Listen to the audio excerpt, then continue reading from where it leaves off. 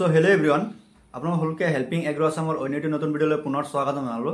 আজিৰ ভিডিঅটো আপোনাক সকলোৰ কাৰণে বহুত ইম্পৰ্টেন্ট হ'ব গৈ আছে কাৰণ আজিৰ ভিডিঅটোত আপোনাক এনেকুৱা এখন কলেজৰ বিষয়ে জনাব গৈ আছো। বিএসসি অনাৰ্স এগ্ৰিকালচাৰ আৰু বিএসসি অনাৰ্স হৰ্টিকালচাৰ ডিগ্ৰী পঢ়াৰ সপোনটো বাস্তৱত পৰিণত কৰিব পাৰে। হয় আপোনাক ঠিকই শুনিছে, Daffodil group of institution, Daffodil college of agriculture and Daffodil college of horticulture এনেকুৱা এখন কলেজ হয় যোনখন কলেজে প্ৰভাইড কৰে undergraduate degree programme like BSc honours agriculture and BSc honours horticulture. So ভিডিওটো স্কিপ নকৰাকৈ সম্পূৰ্ণ চাবলৈ চেষ্টা কৰিব, তেনেহলে আপোনাক ডিটেইলছ জনাব পাৰিম যে কলেজখন ক'ত অৱস্থিত আছে আৰু আপোনালোকে এডমিশনটো কেনেকৈ ল'ব, টোটেল 4 ইয়াৰ্ছত আপোনালোকে কিমান পেমেন্ট ফি কৰিব লাগিব। ডিটেইলছ জনাৰ আগত চেনেলটো সাবস্ক্ৰাইব কৰি কিনে বেল আইকন দবাই ৰাখিব, কাৰণ অসমৰ যিকোনো গভৰ্ণমেণ্ট কলেজ অথবা প্ৰাইভেট কলেজৰ এডমিশনৰ নোটিছ কেইটা আমাৰ চেনেলত সদায় আপোনালোকে পাই থাকিব। সো বলক আজিৰ ভিডিওটো আমি আৰম্ভ কৰোঁ। সো প্ৰথমতে আপোনালোকক জনাব বিচাৰিম যিসকল ষ্টুডেণ্টে আসাম এগ্ৰিকালচাৰ ইউনিভাৰ্চিটিৰ কমন এন্ট্ৰেন্স টেষ্টটো দিছিলে 2025ত আৰু আপোনালোকৰ ৰেংকটো বহুত পিছত আহিছে, আপোনালোকৰ এইটো বছৰত এডমিশন লোৱাটো পসিবল নহব কাৰণ আপোনালোকে জানে যে আসাম এগ্ৰিকালচাৰ ইউনিভাৰ্চিটিৰ এডমিশনটো ৰেংক ওয়াইজ হয়। সো আপোনালোকৰ ৰেংকটো বহুত পিছত অহাৰ কাৰণে আপোনালোকে এইটো বছৰত এডমিশনটো নাপায়। আৰু যদিও ভাবিছিলে আপোনালোকে হায়াৰ ফি কেটেগৰীত এডমিশনটো ল'ব, আপোনালোকৰ ৰেংকটো পিছত থকাৰ কাৰণে সেইটো পসিবল নহব। আপোনালোকে এটা বছৰ লছ কৰিব বিচৰা নাই। সো আপোনালোকৰ কাৰণে এটা ডাঙৰ অপৰচুনিটি ডেফোডিয়াল গ্ৰুপ অফ ইনষ্টিটিউশনে আপোনালোকক প্ৰভাইড কৰিব পাৰে 4 years undergraduate degree programme like BSc honours agriculture and BSc honours horticulture. আমাৰ আসাম এগ্ৰিকালচাৰ ইউনিভাৰ্চিটিত এডমিশন ল'লে আপোনালোকে যি ফেচিলিটি পালে হয় সেম একজেক্ট ফেচিলিটি আপোনালোকক প্ৰভাইড কৰিব ডেফোডিয়াল গ্ৰুপ অফ ইনষ্টিটিউশনে। আৰু এই কলেজখন অৱস্থিত আছে গুৱাহাটীৰ বিদ্যানগৰ ক্ষেত্ৰী কামৰূপত আৰু কলেজখন আসাম সায়েন্স এণ্ড টেকনলজি ইউনিভাৰ্চিটিৰ এফিলিয়েটেড হয়। সো এতিয়া আপোনালোকক জনাম যে আপোনালোকে যদি কলেজখনত এডমিশন লয় তেনেহলে আপোনালোকে কি ফেচিলিটি পাব পাৰে। সো যদি আপোনালোকে ডেফোডিয়াল গ্ৰুপ অফ ইনষ্টিটিউশনত এডমিশন লয় তেনেহলে আপোনালোকে এটা সুন্দৰ পৰিৱেশ পাব, লগতে আপোনালোকে এক্সপিৰিয়েন্স ফেকাল্টি পাব। ইয়াৰ লগতে আপোনালোকে ইএলপি এণ্ড ৰাৱেফ প্ৰগ্ৰাম কেইটা পাব। ইএলপি আৰু ৰাৱেফ কি হয় আপোনালোকক মই ডিটেইলছত অলপ জনাই দিছো। ইএলপি হ'ল এক্সপেৰিমেণ্টেল লাৰ্ণিং প্ৰগ্ৰাম। তো এই প্ৰগ্ৰামটো আপোনালোকে কেতিয়া কৰিব পাব, যেতিয়া আপোনালোকে 3 ইয়াৰ্ছ কলেজখনত পঢ়িব, পঢ়াৰ পিছত 6 মান্থ আপোনালোকক কলেজত প্ৰেক্টিকেল কৰিব লাগিব।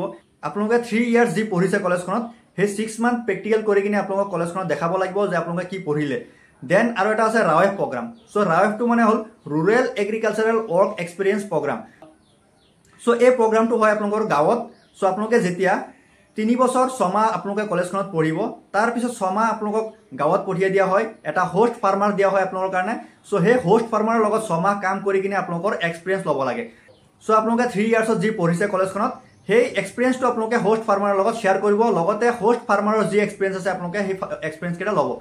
সো এতিয়া আপোনালোকক জনাব গৈ আছো যে 4 ইয়াৰ্ছত টোটেল আপোনালোকে কিমান পেমেন্ট ফি কৰিব লাগিব ইনক্লুডিং হোষ্টেল ফি। সো মোৰ স্ক্ৰীনত আপোনালোকে দেখা পাই আছে fee structure for BSc honours agriculture and BSc honours horticulture. So admission অথবা ৰেজিষ্ট্ৰেশ্যনৰ কাৰণে ফাৰ্ষ্ট সেমিষ্টাৰত আপোনালোকে পেমেন্ট ফি কৰিব লাগিব 7000। দেন সেকেন্ড সেমিষ্টাৰত সেইটো ডিক্ৰিজ হৈ কিনে 4000 পেমেন্ট কৰিব লাগিব। সো আপোনালোকে আপ টু 8 সেমিষ্টাৰলৈকে আপোনালোকে 4000 পেমেন্ট কৰিলে হ'ল।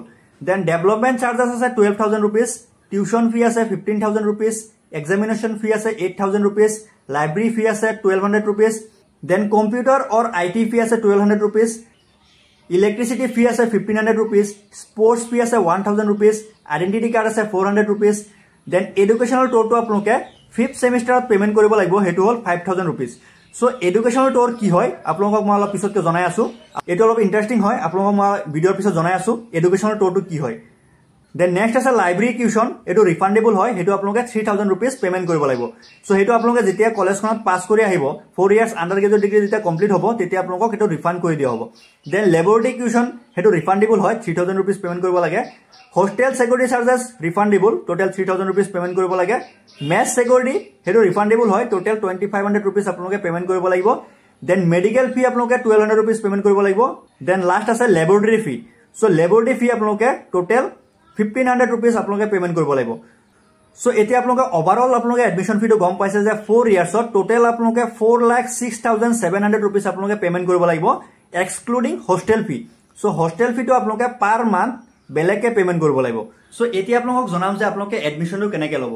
সো মোৰ স্ক্ৰীনত আপোনালোকে এটা নাম্বাৰ দেখা পাইছে, সেই নাম্বাৰত আপোনালোকে কণ্টেক্ট কৰিব পাৰে, অথবা আপোনালোকক মই যোনটো লোকেশ্যন কৈছো কলেজখনৰ সেই লোকেশ্যনত আপোনালোকে ফিজিকেলি গৈ কিনে আপোনালোকে কলেজত এডমিশন ল'ব পাৰিব। লাষ্ট নট দ্য লিষ্ট, আপোনালোকে যিকোনো ইউনিভাৰ্চিটিৰ পৰা যদি আপোনালোকে ইউজি ডিগ্ৰী প্ৰগ্ৰামটো কৰি আহে আৰু যদি আপোনালোকে পিজি প্ৰগ্ৰামটো আমাৰ আসাম এগ্ৰিকালচাৰ ইউনিভাৰ্চিটিৰ পৰা কৰিব বিচাৰে তেনেহলে আপোনালোকে হেতু পাৰিব, কাৰণ আসাম এগ্ৰিকালচাৰ ইউনিভাৰ্চিটি পিজিৰ কাৰণে এটা CET PG entrance exam conduct কৰে।